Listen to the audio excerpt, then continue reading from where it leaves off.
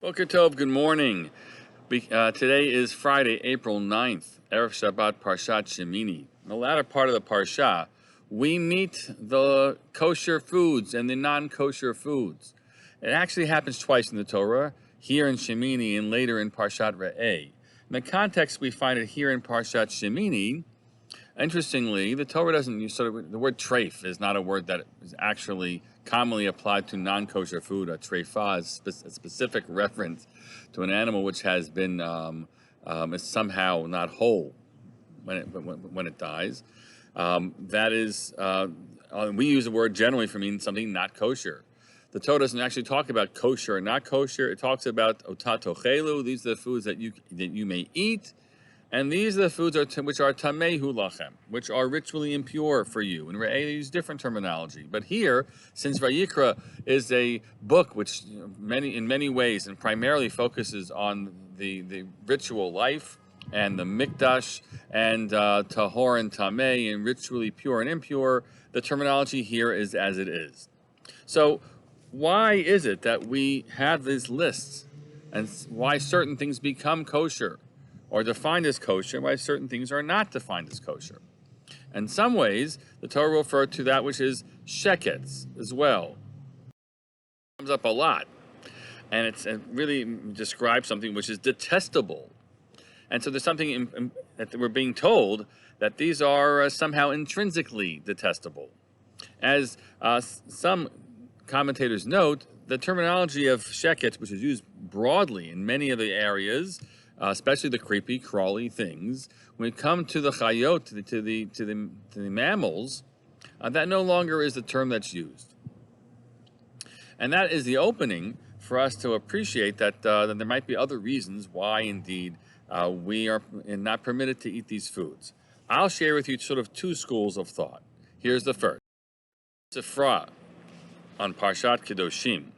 Rabbi Shimon Gamliel said, a person shouldn't say, I do not like meat and milk mixtures. I don't like them. Rather, he should say, I would like it, but what can I do? Efshi be'efshi. I really would be fine with it. But what can I do? My Father in heaven has decreed upon me not to partake of it. God has so announced, and God has so proclaimed, that these foods are not permissible to me. Meaning, there's really two different angles on this, and one is that they're not detestable, they're not gross, they're not like like bugs that we kind of all. There are no taboos in the world.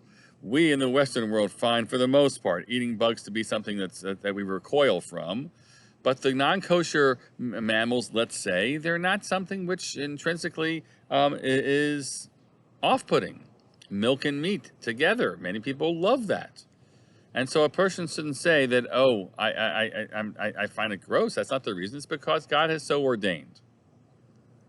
Now, the second way in which we should understand that, and to come at it in this way, which is that a person, and it's a philosophical position, not just an assessment of human nature, but a philosophical position. A person shouldn't try to make that which is forbidden something that he will be able to avoid, or she will be able to avoid doing, by making it and by calling it and defining it in your mind, in your head, as awful. Something that this is off-putting and gross. You shouldn't diminish what it is. You should take it for what it is and say, this actually looks quite yummy. And I come to my decision not to eat it, not because of either naturally or artificially I have defined it as gross, but rather because the Lord has so proclaimed, and I'm a servant of God, and I follow His commandments, and that's why I keep kosher, because God has so commanded me to do so. So that's one school of thought that simply says there's nothing here that's unique to these animals and that are kosher and not kosher. As one commentary puts it, you could have flipped the list of the kosher and non-kosher animals, and nothing intrinsically would have changed. But this is how God chose. He wanted us to lead a certain life in which we were disciplined and would follow God's command, and therefore I do it. Here, we'll look at three explanations.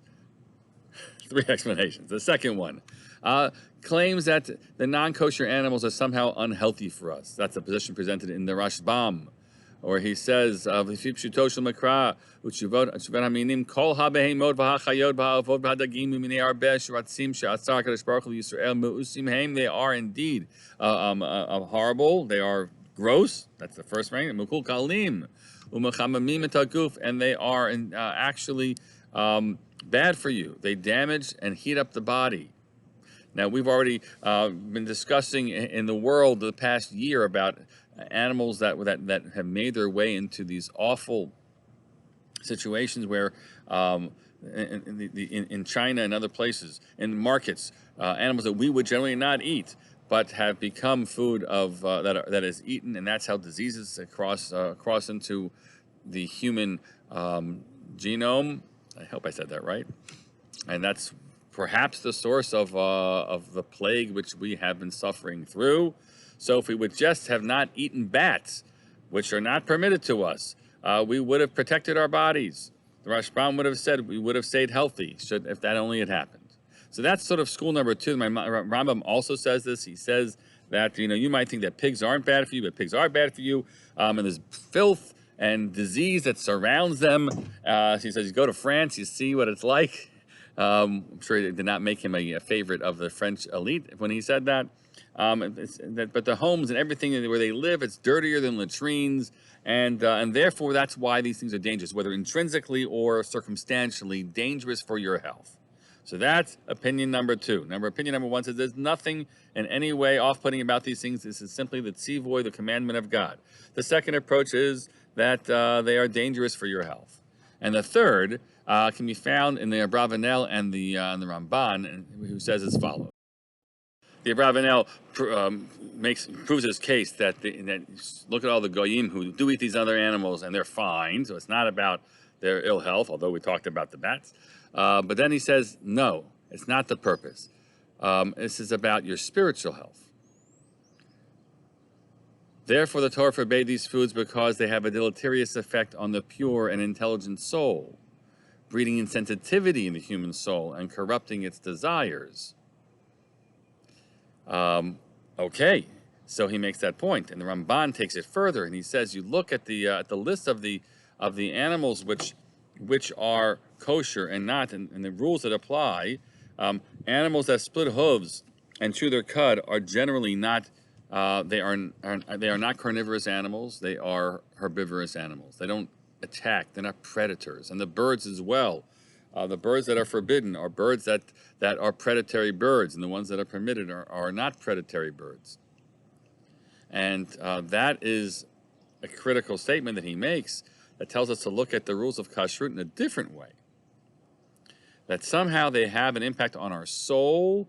How it transfers, I don't know. But a recognition that somehow what we engage with will have an impact. When we engage with things which are somehow have midot and the qualities that we want to aspire to, that somehow that impacts us well. And when we engage with things that have midot and characteristics, which are not ones that we aspire to, it will have an impact on us too. So that's a statement about the ochel, the food that we eat. But it's a great lesson about so much else in life. And to really think about who we interact with, the types of people that we choose to hang with, what we choose to look at and to read and to watch, we should understand that there is impact. There is impact on us, subtle or not so subtle. And for people to say, I'm still the same person I am, but I can do X, Y, or Z, that's just not so, it would seem, and emerge from these teachings. No one's perfect.